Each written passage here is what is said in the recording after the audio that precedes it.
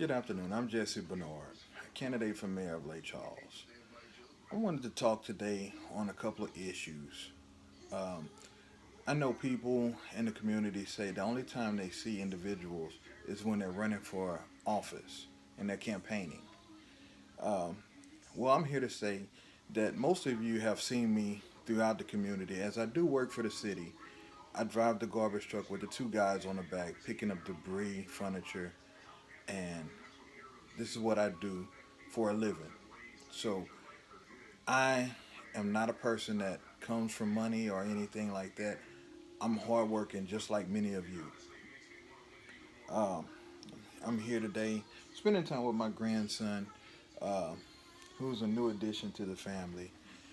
Um, and like most of you know, I am a family man. I'm a husband, a father, a grandfather. And above all, family comes first for me. So I just wanted to kind of reach out and let people see who I am, and let's talk about the elephant in the room. You know, in this election, we have four candidates. Um, all come from different backgrounds, and everybody has their variation of who's going to vote for them. We have candidates that say they don't need a platform because they're popular. We have one that feels, he's done enough, so you don't even see him campaigning. You have another uh, candidate that many feel shouldn't even be in the election, and that's fine. But here's the issues that come up quite often.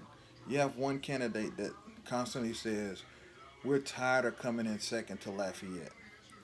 If you look beyond the veil, there's a code for this, and it means I'm tired of coming in second to my brother. We have another candidate that's here that's splitting the vote, that many say shouldn't even be in the election. He doesn't live inside the city limits. And any votes that he gets can be contested on March 20th. So if that candidate was to get the upper hand, it can be challenged by any of the candidates, and that election is going to get thrown out, and those votes don't count. Then we have to do this process over again. So these are some things that the community needs to be aware of when making a choice. You have the incumbent. You don't see him on TV, on Facebook campaigning because he knows he has a base, and he feels that the other candidates are not worth his time to even battle. He sits back and he waits for us to attack each other, and then he picks apart the person at the end that comes out on top. So these are some things that you need to be aware of. When the incumbent announced that he was going to run for re-election, who did he stand with? Did he stand with the community, or was he standing up there with the elite? You know, and if he's standing with the elite, then who does he represent? These are some things that the public and the community needs to look behind the scenes, read between the lines, so to speak. If you go into each of the candidates' platform, there should be a clear, precise plan in place. We have candidates that have said, elect me and we can come up with a plan together. Therefore, that says, I don't have a plan, but if you vote for me, we'll pick one once elected. So, therefore, you don't have a plan up front, that means you plan to fail. If you look at some other candidates, are their plans organized? Is it clear cut that you can understand? If not, then it's not worth your vote. If you look at each individual candidate, it's just like cream. Someone is going to rise to the top. If you look at the incumbent, if what he's done benefited you over the last 4 years, then you continue to go down the pathway that you went. But if you did not see the results that was said before he was elected, then it's time for a change. It's just time to look beyond the veil.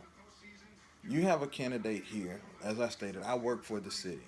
So I understand the struggle that many of you have.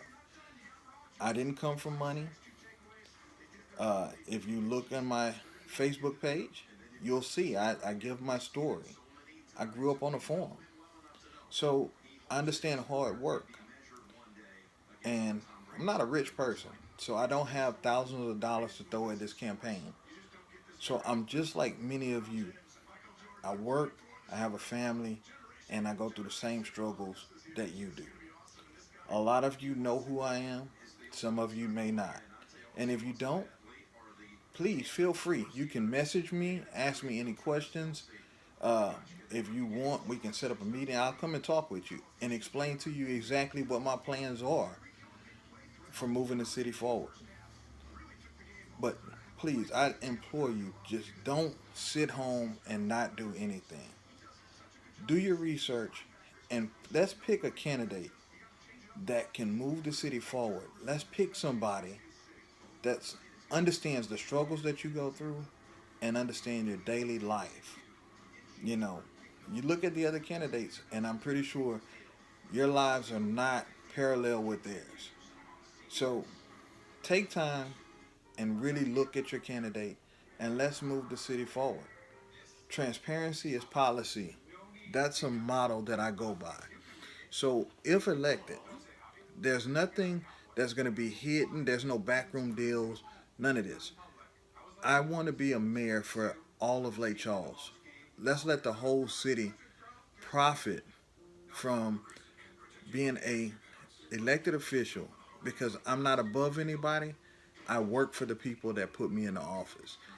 And if any candidate can't say the same thing or they don't carry themselves in a way that says, hey, I work for you, then we don't need them. Please take time, do your research, and let's move the city forward. Thank you and have a blessed day.